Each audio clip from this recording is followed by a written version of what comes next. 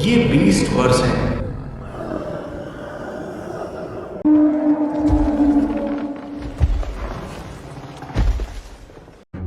आज मैं आप लोगों को एक ऐसी ऐतिहासिक घटना के बारे में बताने जा रहा हूँ जो कि इतिहास में रहस्य के साथ साथ विवाद में भी बनी है। यह एक ऐसी दैत्य की कहानी है जो कि रात में फ्रांस के कई इलाके में दहशत बना के रखी।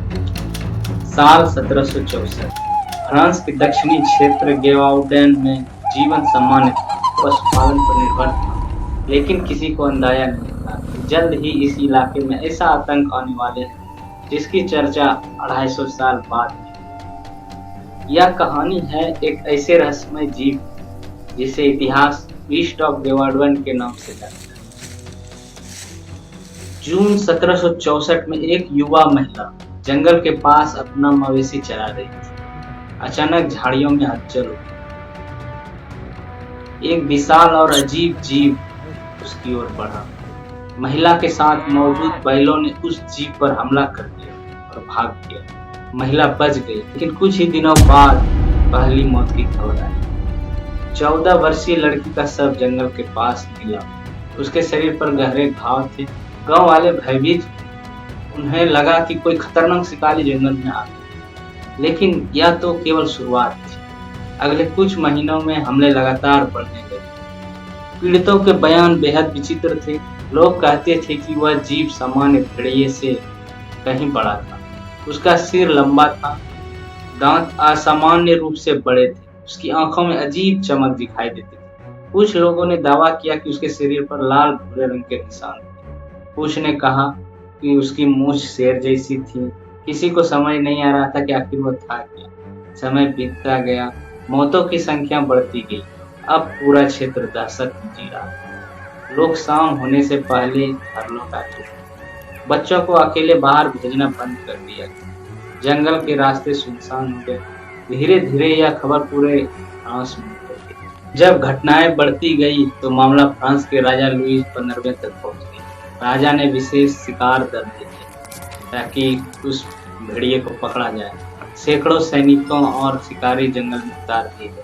हजारों भेड़िए को मार डाला गया, लेकिन हमले बंद नहीं। मानो वह जीव हर बार इंसानों को चकमा देकर गायब हो जाता। अब लोगों का डर अंधविश्वास हो गया। कुछ लोग कहने लगे यह कोई जानवर नहीं बल्कि शैतान का दूत। कुछ ने इसे वेयरवुल्फ कहा। कुछ का मानना था कि यह नरक से आया हुआ राक्षस। पूरे एकदम अंधविश्वास की चर्चा के रूप में सारे गांव में फैल गई। गांव में चर्च की घंटियां बजाई जाने लगी, विशेष प्रार्थनाएं होने लगी।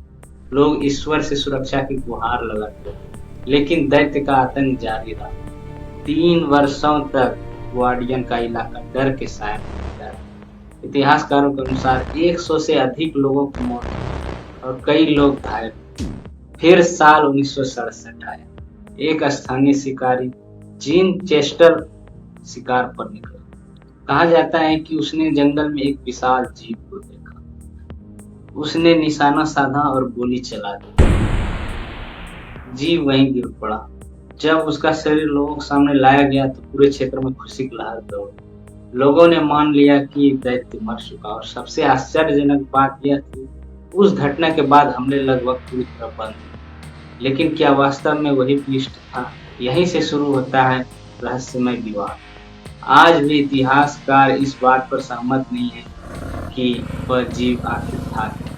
कुछ विशेषज्ञ कहते हैं कि वह एक असामान्य रूप से बड़ा भेड़िया था। कुछ मानते हैं कि वह लकड़बग्घा या कोई विदेशी शिकारी था जिसे किसी ने पाला था। कुछ लोग इसे इंसानी साजिश मानते हैं और कुछ लोग आज भी मानते हैं कि यह कोई ऐसा जीव था जिसे विज्ञान कभी पहचान नहीं पाया।